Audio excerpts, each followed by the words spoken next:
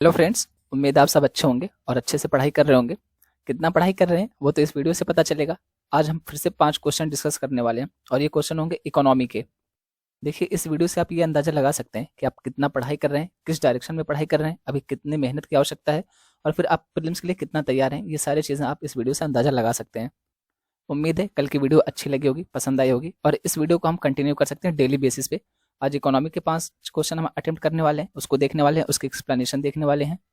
वैसे कहने के लिए तो ये वीडियो प्रीलिम्स विशेष है, पर ऐसा तो है नहीं कि अगर कोई फैक्ट्स है या कोई जानकारी है तो सिर्फ आप वो प्रीलिम्स में ही यूज करोगे। अगर मेंस में आएगा तो यूज नहीं कर सकते हैं, तो मेंस में भी यूज कर सकते हैं। जब आपको एक्सप्लेनेशन देखने को मिलती है, वो हमारे हर एग्जाम के लिए इंपॉर्टेंट है, चाहे वो प्रीलिम्स हो गया चाहे मेंस हो गया। तो चलिए देखते हैं आज का पहला क्वेश्चन। यहाँ पे बात करें राष्ट्रीय पेंशन प्रणाली यानी कि एनपीएस के बारे में। कह रहा है कि इसके संदर्भ में निम्नलिखित कथनों पर विचार करें। इसमें पहला कथन है, इसे पेंशन फंड नियामक और विकास प्राधिकरण पीएफआरडीए द्वारा प्रशासित और विनियमित किया जाता है। दूसरा कथन है, भारत के 18 से 65 वर्ष की आयु के सभी नागरिक एनपीएस में शामिल हो सकते हैं। तीसरा कथन है, ये केंद्र सरकार के सभी कर्मचारियों पर अनिवार्य रूप से लागू है। पूछ रहा है कि ऊपर दिए गए कथनों में से कितने सही हैं। ऑप्शन ए है केवल एक, ऑप्शन बी है केवल दो, ऑप्शन सी है तीनों, ऑप्शन डी है कोई नहीं। जो लोग इंग्लिश मीडियम के हैं उनके लिए भी क्वेश्चन इंग्लिश में रखा गया, तो आप यहाँ से पढ़ सकते हैं। अगर मैं इसको पढ़ने जाऊंगा तो बहुत ज़्यादा टाइम लग जाएगा, तो दोनों फॉर्मेट में क्वेश्चन पढ़ नहीं सकता। जो इंग्लिश मीडियम के हैं वो लोग यहाँ से क्वेश्चन देख लेंगे वीडियो को पॉज करके, उसके बाद अपने से अटेम्प्ट करेंगे। आपको करना ये है कि जैसे ही क्वेश्चन आपके सामने आता है आप वीडियो को पॉज करिए, क्वेश्चन खुद से पढ़िए, ऑप्शन खुद से पढ़िए, उसको अटेम्प्ट करिए। उसके बाद जब मैं एक्सप्लेनेशन बताऊँ तब आप उसको ध्यान से सुनिए। उम्मीद है कि अब तक आप लोगों ने क्वेश्चन अटेम्प्ट कर लिया होगा। इसका सही उत्तर हो जाएगा केवल दो, यानी कि आपका ऑप्शन बी सही है। कैसे? तो इसका जो पहले स्टेटमेंट है ये सही है, इसे पेंशन फंड नियामक और विकास प्राधिकरण के द्वारा ही विनियमित किया जाता है, उसी के द्वारा प्रशासित किया जाता है। अब यहाँ पे देखिए, यही ट्रिक है, यही कॉन्सेप्ट है। आपको करना क्या है, 2 और 3 स्टेटमेंट को पढ़िए, फिर से पढ़िए एक बार। कह रहे कि भारत के 18 से 65 वर्ष की आयु के सभी नागरिक एनपीएस में शामिल हो सकते हैं। तीसरा कथन आपसे कह रहा है कि ये केंद्र सरकार के सभी कर्मचारियों पर अनिवार्य रूप से लागू है। एक तरफ ये कह रहा है कि भारत के सभी नागरिक, दूसरी तरफ कह रहा है कि सिर्फ केंद्र सरकार के कर्मचारी। तो ये दोनों स्टेटमेंट एक दूसरे की कॉन्ट्राडिक्टरी हैं, एक दूसरे के विरोध में है, तो दोनों में से कोई एक ही सही होगी। तो अगर आपको ये पता है कि ये वाली सही है और इन दोनों में से कोई एक ही सही है, तो आपका ऑप्शन भी वैसे ही सही हो जाएगा। तो यहाँ पे जो केंद्र सरकार के सभी कर्मचारी कह रहा है, तो पहली बात ये कि केंद्र सरकार के सभी कर्मचारी शामिल नहीं होंगे। जो सशस्त्र बल वाले हैं ना, वो इसमें शामिल नहीं होंगे। जैसे कि हमारी आर्मी हो गई, सीआईएसएफ हो गई, असम राइफल हो गए, इस तरीके के जो भी हैं सशस्त्र सेना बल जो हमारी है, वो लोग इसमें शामिल नहीं होंगे। और यहाँ पे जो ये स्टेटमेंट है 18 से 65 वर्ष, ये बिल्कुल सही है, इसमें कोई भी शामिल हो सकता है। अगर आप लोग को याद हो तो आज से 1000 साल पहले मैं आप लोग को ये चीज़ पढ़ा चुका हूँ। एनपीएस और ओपीएस दोनों बहुत ही डिटेल्स में पढ़ाया था मैंने आपको। अगर आप लोग को याद हो तो, और याद नहीं है तो किस लिए मैं बैठा हूँ, इसीलिए तो बैठा हूँ। चलो रिवीजन करा ही देता हूँ। चलिए देखते हैं इसका एक्सप्लेनेशन। वही चीज़ यहाँ पे बताया जा रहा है कि हिमाचल प्रदेश, छत्तीसगढ़ और राजस्थान जैसे कुछ राज्य जो हैं, वहाँ पे फिर से ओपीएस को लेकर के मांग उठ रही है। देखिए, ओपीएस क्या था, ओल्ड पेंशन स्कीम।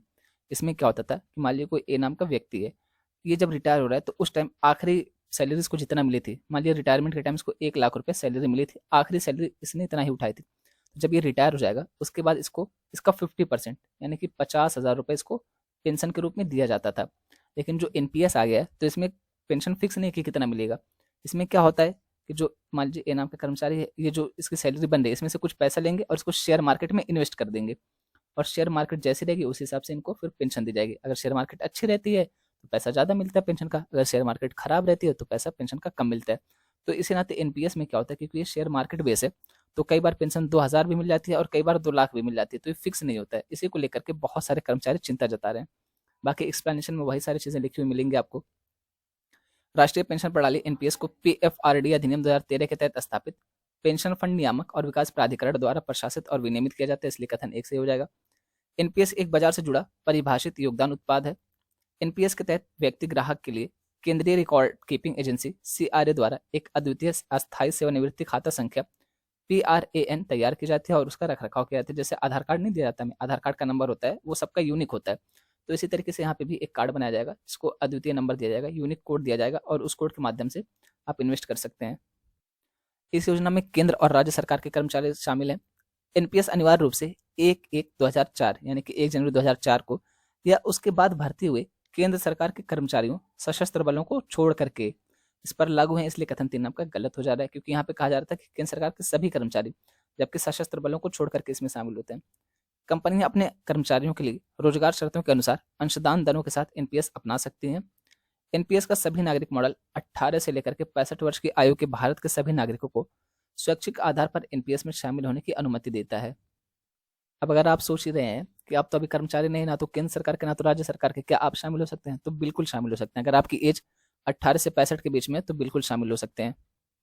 वही एक्सप्लेनेशन आपको इंग्लिश में यहाँ पे देखने को मिल जाएगी। तो पीडीएफ में आपको इंग्लिश और हिंदी दोनों फॉर्मेट देखने को मिल जाएगा। आप टेंशन नहीं लेंगे कि पीडीएफ में इसको हटा दिया गया। पीडीएफ में आपको हिंदी और इंग्लिश क्वेश्चन भी देखने को मिल जाएगा दोनों फॉर्मेट में, और आंसर भी देखने को मिल जाएगा दोनों फॉर्मेट में, ताकि अगर कोई इंग्लिश मीडियम का सुन रहा है तो उसको भी दिक्कत ना हो।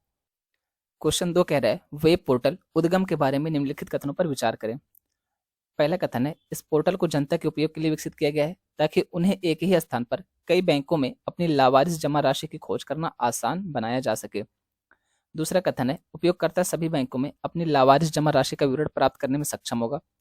तीसरा कथन है पोर्टल उपयोगकर्ताओं को उनकी लावारिस जमा या खातों की पहचान करने में सहायता करेगा। चौथा कथन है पोर्टल भारतीय रिजर्व बैंक द्वारा लॉन्च किया गया था। पूछ रहा है कि कितने सही हैं। यहाँ पे भी आपको ध्यान देना, सही पूछ रहा है या गलत पूछ रहा है। कई बार क्या होता है कि हमें सारी चीजें पता है, पर यहाँ पे ना देखने की वजह से हमारा आंसर गलत हो जाता है। तो जहाँ पे हमें 2 नंबर ज्यादा मिलना चाहिए तो यहाँ पे नेगेटिव मार्किंग मिल जाती है, तो इसको ध्यान रखिएगा। ऑप्शन ए है केवल 1, ऑप्शन बी है केवल 2, ऑप्शन सी है केवल 3 और ऑप्शन डी है सभी 4। सेम क्वेश्चन इंग्लिश में अगर आप देखना चाहें तो ये रहा आपका इंग्लिश में क्वेश्चन। आप इसको पढ़िए, अटेम्प्ट करिए, उसके बाद एक्सप्लेनेशन देखिए। उम्मीद है आप लोगों ने अब तक क्वेश्चन को अटेम्प्ट कर लिया होगा। इसका सही आंसर हो जाएगा ऑप्शन सी, केवल 3 स्टेटमेंट सही है, क्योंकि यहाँ पे जो दूसरी स्टेटमेंट दी गई है उपयोगकर्ता सभी बैंकों में अपनी लावारिस जमा राशि का विवरण प्राप्त करने में सक्षम होगा। तो आपने देखा होगा कि जहां पर भी बहुत एक्सट्रीम कंडीशन लिखी कि सभी, एक भी नहीं, इस तरीके से जब रहता है तो अक्सर वो गलत ही देखने को मिलती है। क्योंकि अब ये प्रायोगिक तौर पर है तो इसमें सिर्फ 7 बैंकों को ही शामिल किया गया है। सारे बैंकों को एक साथ शामिल करना मुमकिन भी नहीं है। अगर आप थोड़ा सा कॉमन सेंस लगाएंगे तो ये चीज़ आपको अपने आप ही समझ आ जाएगी, और यहाँ पे ये स्टेटमेंट आपकी गलत हो जाएगी। तो सही उत्तर हो जाएगा केवल 3। बाकी की 3 स्टेटमेंट आपकी सही है। चलिए देखते हैं इसकी एक्सप्लेनेशन। तो देखिए एक्सप्लेनेशन हिंदी में भी है और इंग्लिश में भी है, तो हर चीज़ आपको हिंदी इंग्लिश दोनों फॉर्मेट में है। जहाँ से आपको आसान पड़े आप वहाँ से देख लीजिए। कई बार क्या होता है कि जो इंग्लिश की टर्म है ना, क्योंकि यूपीएससी सीधा सीधा इंस्ट्रक्शन में कहता है कि हम इंग्लिश की टर्म को ही मानने वाले हैं, तो कई बार हमें हिंदी की टर्म समझ नहीं आती कि हिंदी की टर्म में क्या लिखा है। और मैंने कल आपको एक एग्जाम्पल भी बताया था कि कैसे पेपर में खेल हो गया था। तो ऐसा ना हो, इस नाते इंग्लिश में भी आप देख लीजिए क्वेश्चन को। भारतीय रिजर्व बैंक के गवर्नर ने एक एकीकृत या फिर केंद्रीकृत वेब पोर्टल उद्गम लावारिस जमा सूचना तक पहुंच का प्रवेश द्वार लॉन्च किया है, इसलिए कथन 4 सही हो जा रहा है। यह पोर्टल आरबीआई द्वारा जनता के उपयोग के लिए विकसित किया गया है। इस पोर्टल का काम क्या होगा कि जनता को एक ही स्थान पर कई बैंकों में अपनी लावारिस जमा राशि या का खोज करना आसान हो जाए। अब देखिए इस पोर्टल के माध्यम से होगा क्या कि मान लीजिए कि किसी बैंक में मेरा खाता था और मुझे याद ही नहीं है, और फिर वहाँ पे मेरी कुछ जमा राशि पड़ी हुई है तो मुझे पता नहीं था, पर इस पोर्टल पे जाकर के मैं अपना नाम और डिटेल्स डालूंगा तो मुझे ये पता चल जाए कि मेरे नाम से कहाँ कहाँ पर अकाउंट है, उसमें क्या क्या राशि है। अब मैं चाहूँ तो वो राशि निकाल सकता हूँ, मैं चाहूँ तो उस खाते को फिर से चालू करके आगे बढ़ा सकता हूँ। तो इस पोर्टल का ये लाभ है। इसको विकसित करने वाले कौन कौन है? तो रिजर्व बैंक सूचना प्रौद्योगिकी प्राइवेट लिमिटेड, रिबिट, भारतीय वित्तीय प्रौद्योगिकी और संबद्ध सेवाएं, इफ्टेस, और भाग लेने वाले बैंकों ने पोर्टल विकसित करने में सहयोग किया है। तो यहाँ पे 3 लोग हो गए। कौन कौन से? एक तो जो इसमें शामिल है वो बैंक हो गए, दूसरा यहाँ पे रिबिट हो गया, और तीसरा हो गया आपका इफ्टेस। तो ये 3 लोग इसमें शामिल होकर के इसको विकसित किए हैं। उपयोगकर्ता पोर्टल पर वर्तमान में उपलब्ध 7 बैंकों के संबंध में अपनी लावारिस जमा राशि का विवरण प्राप्त करने में सक्षम होंगे, जबकि आपसे कथन 2 में क्या कहा गया था कि सभी बैंकों की, और वर्तमान में अभी 7 बैंकों तक ही ये सुविधा उपलब्ध है। ये 7 बैंक कौन कौन से हैं? तो भारतीय स्टेट बैंक हो गया, Punjab national bank, central bank of India, Dhanlaxmi bank limited, south Indian bank limited, DBS bank limited और सिटी बैंक एनए। इसलिए यहाँ पे 7 बैंक ये शामिल है, इसका नाम भी ध्यान रखिएगा। हो सकता है कि जो क्वेश्चन मैं आपको बता रहा हूँ वो क्वेश्चन ना करके सीधे ये 7 बैंकों के नाम दे दे। अब यहाँ से 3-4 बैंकों के नाम दे दे और पूछे कौन कौन से इस उद्गम पोर्टल में शामिल हैं। आपसे पूछ ले केवल 1, केवल 2, इस तरीके से, तो इसको भी ध्यान रखिएगा क्योंकि 7 में बहुत ज़्यादा नहीं है। अगर ये 15-20 होते तब याद रखने की कोई ज़रूरत नहीं थी। वही एक्सप्लेनेशन आपको यहाँ पे इंग्लिश में देखने को मिल जाएगी। तो भैया इंग्लिश वाले जो भी हैं उसको यहाँ से देख लीजिएगा। अगर नोट्स बनाना चाहते हैं, अगर आपको नहीं पता था इसके बारे में तो जरूर नोट बनाइए, उसको देखिए, ध्यान में रखिए, रिवीजन करिए, क्योंकि क्वेश्चन तो कुछ भी बन सकता है। ये अच्छा क्वेश्चन है, इंपॉर्टेंट क्वेश्चन है, इससे अक्सर क्वेश्चन बन जाता है आपका प्रीलिम्स में। अब तो आप थोड़ा सा ध्यान दीजिएगा। तरलता के संदर्भ में निम्नलिखित कथनों पर विचार करें। पहला कथन है बैंकिंग प्रणाली में तरलता से तात्पर्य आसानी से उपलब्ध नकदी से है, जिसकी बैंकों को अल्पकालिक व्यावसायिक और वित्तीय जरूरतों को पूरा करने के लिए आवश्यकता होती है। दूसरा कथन है प्रचुर तरलता की स्थिति से सरकारी प्रतिभूतियों की पैदावार में वृद्धि हो सकती है। तीसरा कथन है तंग तरलता मूल्य स्थिरता के लिए जोखिम पैदा कर सकती है। पूछ रहा कि कितने सही हैं? ऑप्शन ए है केवल 1, ऑप्शन बी है केवल 2, ऑप्शन सी है तीनों और ऑप्शन डी है कोई नहीं। सेम क्वेश्चन इंग्लिश फॉर्मेट में, पढ़िए इंग्लिश वालों और अटेम्प्ट करिए, सिर्फ पढ़ने के लिए नहीं दिया गया, अटेम्प्ट भी करिए। उम्मीद है कि आपने इस क्वेश्चन को अटेम्प्ट कर लिया होगा। इसका सही उत्तर हो जाएगा केवल एक, यानी कि ऑप्शन ए इसका सही उत्तर हो जाएगा। देखिए ये बात सही है, बिल्कुल सही है कि जो तरलता है इसका क्या मतलब होता है कि मार्केट में कितना नकदी है, कितना कैश है, इसी को तरलता कहा जाता है। कितना आसानी से पैसा मिल जा रहा है, कितना आसानी से नकदी उपलब्ध है, कैश उपलब्ध है, इसी को तरलता कहा जाता है अर्थशास्त्र में, इकोनॉमी में। और ये बहुत इंपॉर्टेंट टर्म है और ये इस तरीके से क्वेश्चन आपसे लगातार बनते हैं। आप देखिएगा उठा करके कि तरलता अधिक होने पर क्या होगा, तरलता कम होने पर क्या होगा, तरलता को अधिक करने के लिए हम क्या कर सकते हैं, कौन कौन से कदम उठा सकते हैं, अगर तरलता बहुत अधिक हो गई तो उसको नियंत्रित करने के लिए कौन कौन से कदम उठा सकते हैं। ये सारी चीज़ें आपसे क्वेश्चन के फॉर्म में पूछी जा चुकी हैं पहले ही। और यहाँ पे जो दूसरी स्टेटमेंट है ना, ये बिल्कुल उल्टी लिख दी गई है। प्रचुर तरलता की स्थिति में नहीं होता है, जब यहाँ पे तरलता की कमी होती है तब सरकारी प्रतिभूतियों की पैदावार में वृद्धि हो जाती है। वही मैं आपसे कल बता भी रहा था ना कि कई बार क्या होता है, जब पुरुष और स्त्री वाला मैं बता रहा था, आयरन की कमी, आयरन की अधिकता वाला, तब यहाँ पे मैं आपको बताया था कि कई बार स्टेटमेंट थोड़ा सा चेंज रहता है, थोड़ा सा इधर का उधर, उधर का इधर कर देंगे, बस बाकी स्टेटमेंट आपको बना के दे देंगे। तो सेम इसी तरीके से यहाँ पे दिया गया है, कुछ बहुत ज़्यादा चेंज नहीं किया गया। तो चलिए देखते हैं इसका एक्सप्लेनेशन। बैंकिंग प्रणाली में तरलता से तात्पर्य आसानी से उपलब्ध नकदी से है, जिसकी बैंकों को अल्पकालिक व्यावसायिक और वित्तीय जरूरतों को पूरा करने के लिए आवश्यकता होती है, इसलिए कथन एक सही हो गया। किसी भी दिन बैंकिंग प्रणाली की तरलता को घाटे में कहा जाता है यदि यह तरलता समायोजन सुविधा LAF के तहत RBI से शुद्ध उधार करता है, और यदि यह शुद्ध ऋणदाता है तो इसे अधिशेष में कहा जाता है। सिंपल सा मतलब क्या है कि जो नकदी होती है, तो यहाँ पे RBI कई तरीके से इसके ऊपर नियंत्रण रखता है, क्योंकि आप खुद सोचिए ना कि अगर मार्केट में बहुत ज़्यादा पैसा आ गया तो फिर पैसे की वैल्यू कम हो जाएगी। जब पैसे की वैल्यू कम हो जाएगी तो महंगाई एकाएक बढ़ जाएगी, इन्फ्लेशन जो है ये बहुत तेजी से बढ़ जाएगी।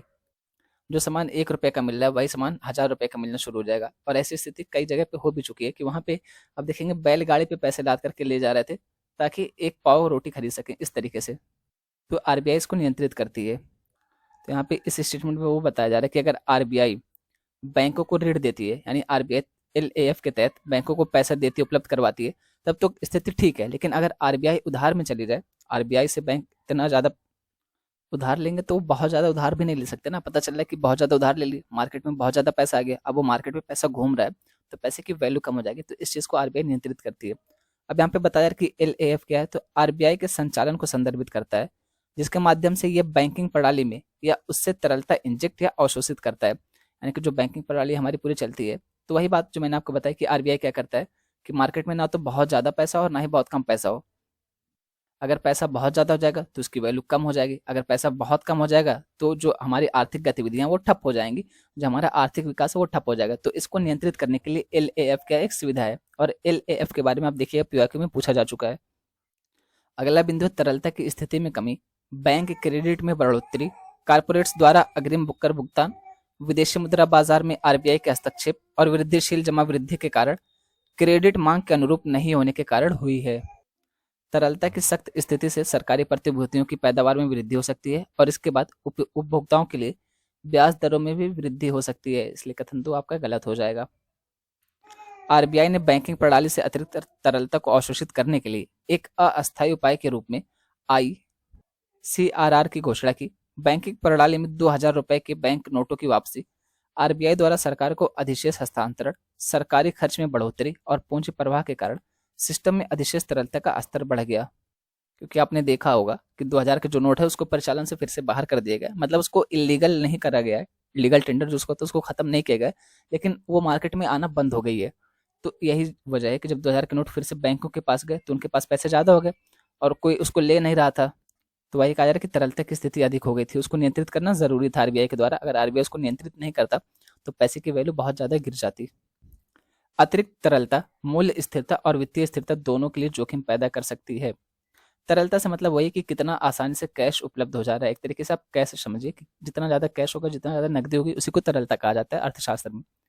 परिणाम स्वरूप प्रभावी तरलता प्रबंधन के लिए अधिशेष तरलता के स्तर के निरंतर मूल्यांकन की आवश्यकता होती है, ताकि अतिरिक्त तरलता के तत्व को जब्त करने के लिए आवश्यकता अनुसार अतिरिक्त उपाय किए जा सके, इसलिए कथन 3 सही नहीं है। वही सारी एक्सप्लेनेशन इंग्लिश में है, इसको थोड़ा सा जूम करके आप देखेंगे PDF में तो आपको मिल जाएगा। क्वेश्चन नंबर 4 है, राजस्व व्यय के संदर्भ में निम्नलिखित कथनों पर विचार करें। कथन पहला है, इसमें यह कमाई की क्षमता को बनाए रखने के लिए खर्च किया जाता है। दूसरा कथन है, इसमें एक से अधिक लेखांकन वर्ष का लाभ मिलता है। तीसरा कथन है, यह व्यवसाय के दैनिक संचालन पर खर्च होता है। पूछ रहा है कि कितने सही हैं।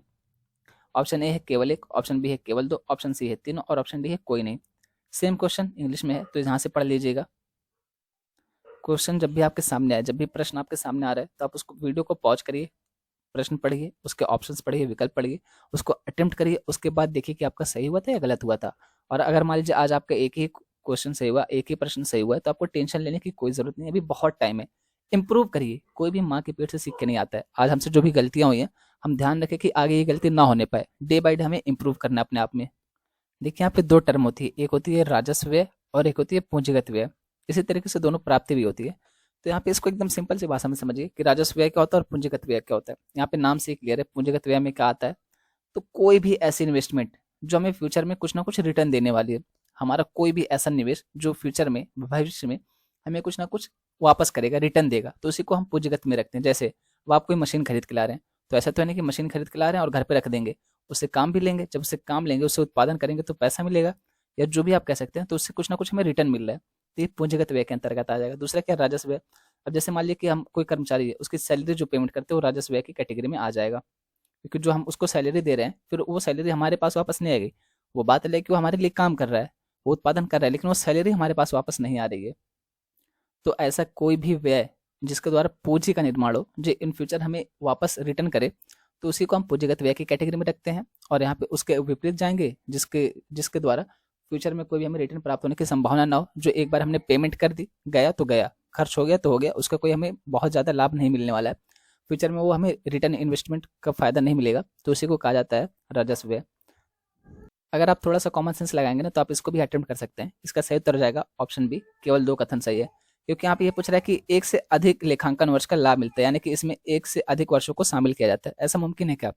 राजस्व व्यय के बारे में हम बात कर रहे हैं, तो जो हमारा वित्तीय वर्ष चलता है वो भी एक वर्ष के लिए चलता है, तो हम उसको एक से अधिक वर्ष के लिए क्यों लेकर के चलेंगे? सिंपल सी बात है, एक वर्ष के लिए ही लेकर के चलेंगे, तो ये स्टेटमेंट गलत हो जाएगी, बाकी की दोनों स्टेटमेंट आपकी सही है। एक्सप्लेनेशन, राजस्व व्यय की कमाई की क्षमता को बनाए रखने के लिए किया जाता है, और यह व्यवसाय के दिन प्रतिदिन के आचरण पर खर्च किया जाता है, और ये एक प्रकार का आवर्ती व्यय है। यह आमतौर पर एक लेखा वर्ष का लाभ देता है, और यही वाली स्टेटमेंट आपसे पूछा था कि एक से अधिक वर्ष का, तो वही गलत हो गई थी। वही एक्सप्लेनेशन इंग्लिश में। वैसे ये वाला क्वेश्चन तो आप सबको सही करना पड़ेगा। अगर ऐसे प्रश्न गलत हो जा रहे हैं ना, तो आप कंपटीशन से बाहर हैं, क्योंकि ये सारे इजी क्वेश्चन है, इसको हर लड़का या हर स्टूडेंट अटेम्प्ट करने ही वाला है। तो अगर आप ऐसे क्वेश्चन को गलत करके आ रहे हो या अटेम्प्ट नहीं कर रहे हो, तो फिर आप कंपटीशन से वैसे ही 50% बाहर हो चुके हो। तो इसको थोड़ा सा ध्यान दीजिएगा। निम्नलिखित फसलों पर विचार करें। पहला है गेहूं, दूसरा है सूरजमुखी, तीसरा है जौ, चौथा है कॉफी। पूछ रहा है कि उपरोक्त में से कितने फसलें न्यूनतम समर्थन मूल्य के अंतर्गत आती है, एमएसपी के अंतर्गत कितनी फसलों को रखा गया है। तो आपको ये पता होना चाहिए, ये तो बहुत अच्छा मुद्दा है, मतलब लगातार ये चर्चा में बना रहता है एमएसपी। इंग्लिश वालों यहाँ से देख लो क्वेश्चन, इसको भी अगर आप थोड़ा सा कॉमन सेंस लगाएंगे तो खुद से अटेम्प्ट कर पाएंगे। देखिए कॉफ़ी जो है ना, ये काफ़ी महंगी मिलती है, आप सबको पता होगा, तो कॉफ़ी के ऊपर लगाने की ज़रूरत है क्या एमएसपी? एमएसपी क्यों दिया जाता है? ताकि किसानों को जितनी लागत है, ऐसा ना हो कि उसका नुकसान हो जाए, कि उनकी लागत 100 रुपये थी और उनको पैसा कितना मिल रहा है, 50 रुपये। तो इस तरीके से ना हो पाए, तो ये सरकार एक तरीके से उनको सुविधा प्रदान करवाती है कि अगर इस रेट में और जितनी आपकी लागत थी उससे कम में कोई मार्केट में आपका खरीद रहा है फसल, तो आप वहाँ पे मत बेचिए, वो फसल हमें बेच दीजिए, हम आपका जो न्यूनतम लागत है कम से कम उससे थोड़ा बहुत ज़्यादा देंगे। तो आपको ऐसा नहीं होगा कि आप कृषि के उत्पादन के लिए हतोत्साहित ना होइए। आपको एमएसपी के रूप में कुछ ना कुछ ऐसी पेमेंट की जाएगी जो आपकी लागत को ध्यान में रखते हुए की जाएगी, और आपको थोड़ा बहुत लाभ भी दिया जाएगा। सरकार क्या करती है, एक फिक्स अमाउंट कर देती है, जैसे मान लीजिए कि 1200 रुपये प्रति कुंटल के हिसाब से गेहूँ लेगी सरकार। अब सरकार ये कहती है कि अगर इससे नीचे मार्केट में कोई आपसे खरीद रहा है, तो आप उसको मार्केट में मत बेचिए, आप क्या करिए, सीधे ला करके हमें बेच दीजिए, हम ये सारी चीज़ें खरीदने के लिए तैयार हैं। तो यही एमएसपी है। एमएसपी किसके द्वारा तय किया जाता है? तो वैसे तो इसकी घोषणा केंद्र सरकार के द्वारा ही की जाती है, लेकिन इसके लिए सिफारिश की जाती है। तो सिफारिश कौन करता है? सीएसीपी। सीएसीपी क्या है? तो कृषि लागत और मूल्य आयोग। इसके द्वारा एमएसपी की सिफारिश की जाती है और इसकी घोषणा केंद्र सरकार के द्वारा की जाती है। तो केंद्र सरकार मान लीजिए कि 1200 रुपये अपने हिसाब से केंद्र सरकार ने घोषणा कर दी। अब ये राज्य सरकार के ऊपर होता है, राज्य सरकार चाहे तो इसमें अपने से 200 400 जितना भी वो बढ़ाना चाहे तो ये बढ़ा करके घोषणा कर सकती है। यानी कि केंद्र सरकार हो गया, केंद्र सरकार तो अपनी घोषणा कर ही रही है, फिर राज्य सरकार इसमें अपना कुछ और योगदान दे करके एमएसपी को और बढ़ा सकती है। तो जो राज्य सरकार घोषणा करेगी, तो राज्य सरकार का जो पेमेंट है वो अपने से देगी। जितना राज्य सरकार बता रही कि 1 कुंटल पे हम 200 रुपये एक्स्ट्रा देंगे, तो राज्य सरकार अपने राजकोष से देगी, ना कि केंद्र सरकार भारित करेगी। तो ये वाला गलत होकर के बाकी तीनों सही हो जा रहा है। और एमएसपी के अंतर्गत टोटल 23 फसलों को कवर किया गया है, बाकी एक्सप्लेनेशन यहाँ पे है। अच्छा, इंग्लिश वाला क्वेश्चन देखा था ना आप लोगों ने, तो ये है एक्सप्लेनेशन। न्यूनतम समर्थन मूल्य एमएसपी भारत सरकार द्वारा कृषि उत्पादकों को कृषि कीमतों में से किसी भी तेज गिरावट के खिलाफ बीमा करने के लिए बाजार हस्तक्षेप का एक रूप है। एमएसपी की घोषणा केंद्र सरकार द्वारा की जाती है, लेकिन इसकी सिफारिश कौन करता है? तो वही कृषि लागत और मूल्य आयोग सीएसीपी की सिफारिशों पर आधारित होती है। ये सिर्फ सिफारिश करती है, ये जो भी सिफारिश कर रहा है ना, इसको मानने के लिए केंद्र सरकार बाध्य नहीं है किसी भी तरीके से, तो इसको ध्यान रखिएगा। भारत सरकार द्वारा कुछ फसलों के लिए बुआई के मौसम की शुरुआत में न्यूनतम समर्थन मूल्य या फिर एमएसपी की घोषणा की जाती है। प्रत्येक फसल सीजन के दौरान सरकार 23 फसलों के लिए न्यूनतम समर्थन मूल्य की घोषणा करती है। और कौन कौन सी फसलें? तो 7 प्रकार के अनाज कौन कौन से हो गए? जैसे इसमें धान, गेहूं, मक्का, बाजरा, ज्वार, रागी, जौ। 5 प्रकार की दालें कौन कौन सी? चना, अरहर, उड़द, मूंग और मसूर। 7 प्रकार के तिलहन यानी कि जिनका तेल भी बनाया जा सकता है, जैसे कि सरसों हो गया, इसमें रेपसीड सरसों, मूंगफली, सोयाबीन, सूरजमुखी, तिल, कुसुम, नीगर सीड। 4 वाणिज्यिक फसलें ये कौन कौन सी? तो कपास हो गया, गन्ना, खोपरा और कच्चा जूट। खोपरा क्या होता है? जो नारियल होता है ना, उसका जो कच्चा फॉर्म होता है उसी को। तो ये होगी आपकी एक्सप्लेनेशन। इंग्लिश वालों की एक्सप्लेनेशन रहेगी। इंग्लिश वालों की एक्सप्लेनेशन यहाँ पे है, इसको थोड़ा सा जूम करके देखेंगे पीडीएफ में तो आपको दिख जाएगा। अब ये सारे टॉपिक ऐसे ना जो हर कोई पढ़ रहा है, हमेशा ये चर्चा में आते रहते, तो ये टॉपिक आपके गलत नहीं होने चाहिए अगर आपको एग्जाम क्वालिफाई करना है। उम्मीद है दोस्तों आप लोग को वीडियो पसंद आई होगी और आप लोगों ने क्वेश्चन अच्छे से अटेम्प्ट किया होगा, आप लोग को अच्छा लग रहा होगा ये वीडियो देख करके, और आप लोग को अंदाजा भी लग रहा होगा कि आप लोग क्या पढ़ रहे हैं, कितना पढ़ रहे हैं, कैसे पढ़ रहे हैं और अभी कितना पढ़ाई की आवश्यकता है, और आपका रिवीजन भी एक तरीके से हो रहा होगा और डेली कुछ ना कुछ नया जानने को मिल रहा होगा आपको, चाहे वो एक ही पॉइंट क्यों ना हो, पर आपको कुछ ना कुछ नया जानने को मिल रहा होगा। अगर आपको वीडियो अच्छी लगती है तो लाइक, शेयर एंड सब्सक्राइब करना ना भूलें। अगर आपको लगता है कि वीडियो में कुछ है, कुछ जो दूसरों को भी बताया जा सकता है, तो प्लीज़ इसको शेयर करिए। और अगर आपको लगता है कि वीडियो खराब थी तो आप डिसलाइक भी कर सकते हैं। ऐसा नहीं, डिसलाइक आप लोग को नहीं दिखाता है, पर जो भी यूट्यूब पे वीडियो बना रहे हैं डिसलाइक्स उनको दिखाता है। तो अगर आपको लगता है कि वीडियो अच्छी नहीं, डिसलाइक करिए। ऐसा जरूरी नहीं कि लाइक करिए। अगर आपको कुछ कमी लगती है कमेंट करके बताइए, या फिर ईमेल आईडी पे ईमेल करके बता सकते हैं, फिर डिसलाइक करके बताइए कि भैया ये कमी थी, इसको सुधारिए, या फिर जैसे भी आपको आसान लगे कोई ना कोई फीडबैक जरूर दीजिए। और उससे भी ज़्यादा जो इंपॉर्टेंट है वो ये कि आप अपनी पढ़ाई का आकलन कीजिए कि आप कितना पढ़ रहे हैं, किस डायरेक्शन में पढ़ रहे हैं। और आपको इस वीडियो से ये अंदाज़ा मिल जाता होगा कि 5 क्वेश्चन में से आपके कितने सही हुए। अगर आप मेरे साथ शेयर नहीं करना चाहते तो कोई बात नहीं, आप एक नोटबुक लीजिए, उस पर आप डेली देखिए कि कल कितने सही थे, आज कितने सही थे, और फिर ये देखिए कि जो गलत हुआ ना वो क्यों हुआ है, कहाँ पे हुआ है, पढ़ने की वजह से गलत हुआ, या फिर सही गलत ना देखने की वजह से गलत हुआ है, या फिर मुझे पता नहीं था इस वजह से गलत हुआ, या फिर मुझे टॉपिक पता था लेकिन रिवीजन की कमी थी इस वजह से गलत हुआ है। तो ये सारा मूल्यांकन करिए। अगर इस बार एग्जाम निकालना है, अगर आप 3-4 साल बाद की सोच रहे हैं तो फिर मैं कुछ कह ही नहीं सकता। एक अच्छे स्टूडेंट की पहचान ये है कि वो गलती से कभी नहीं डरता है। गलती तो बहुत नॉर्मल सी बात है ना यार, वो हर किसी इंसान से हो सकती है। गलती हो गई कोई बात नहीं, अब उससे हमें सीखना है कि गलती कहाँ हुई थी, क्यों हुई थी, क्या वजह थी। तो ये सारी चीज़ें हमें देखनी है। तो एक नोटबुक लीजिए और वहाँ पे देखिए कि आपके 5 में से टोटल कितने क्वेश्चन सही हो रहे हैं, कितने गलत हो रहे हैं, दोनों तरफ ऐसे लिखिए, राइट क्वेश्चन, रॉन्ग क्वेश्चन। तो आप यहाँ पे देखिए कितने सही हो रहे हैं, कितने गलत हो रहे हैं। फिर जो गलत हो रहा है उसमें देखिए कि गलत क्यों हो रहा है, क्या मैंने वो टॉपिक पढ़ा नहीं था इसलिए गलत हुआ, या फिर मुझे वो टॉपिक मैंने पढ़ा था लेकिन रिवीजन नहीं था इस वजह से गलत हुआ, या फिर मैंने ऑप्शन सही से ध्यान से नहीं पढ़ा इस वजह से गलत हुआ। तो वो सारी चीज़ें नोट डाउन करिए कि गलत क्यों हुआ, और आपको ये ध्यान देना है कि जो आज गलती हुई थी कल वो गलती नहीं होगी। और जैसे कि मैंने आपको पहले ही बताया कि डेली अलग अलग टॉपिक की वीडियो आएगी, डेली अलग अलग सब्जेक्ट की वीडियो आएगी। आज इकोनॉमी की थी, कल जो हमने डिस्कस किया था वो ज्योग्राफी, इन्वायरमेंट और जनरल साइंस तीनों था एक तरीके से। कल किसी और सब्जेक्ट की वीडियो आएगी और मैं आप लोग को वो नहीं बताऊंगा, पता चला फिर आप लोग वही सब्जेक्ट जा करके रिवाइज कर रहे हो। तो ऐसे थोड़ी ना चलेगा। यूपीएससी में ऐसे थोड़ी ना बताते हैं कि आज हम पॉलिटी का टेस्ट लेंगे, कल हम लोग ज्योग्राफी का एग्जाम लेंगे, ऐसे नहीं होता ना। सारे टॉपिक आपके एक साथ आते हैं। तो ये आपके लिए हमेशा सरप्राइज रहेगा कि आज कौन से टॉपिक की वीडियो आने वाली है। अब इससे फायदा ये होगा कि ज़्यादा से ज़्यादा एक दिन में आप एक सब्जेक्ट पढ़ते होंगे या फिर 2 सब्जेक्ट, बाकी का तो सब्जेक्ट छूट जाता है। तो बाकी के जो यहाँ पे आप सब्जेक्ट पढ़ेंगे वो आपका क्लियर होता जाएगा, कंफर्म होता जाएगा। तो इस तरीके से आप एक दिन में 2-2 सब्जेक्ट कवर कर रहे हैं, एक तो जो आप खुद से पढ़ रहे हैं, एक दूसरा जो मैं आपको वीडियो में कवर करवा रहा हूँ। उम्मीद है दोस्तों आपको ये पसंद आया होगा। एंड तक रखते हैं इस वीडियो को। बोलने में जो भी गलती है उसके लिए दिल से सॉरी। आप सबके सपोर्ट के लिए दिल से धन्यवाद। Thank you.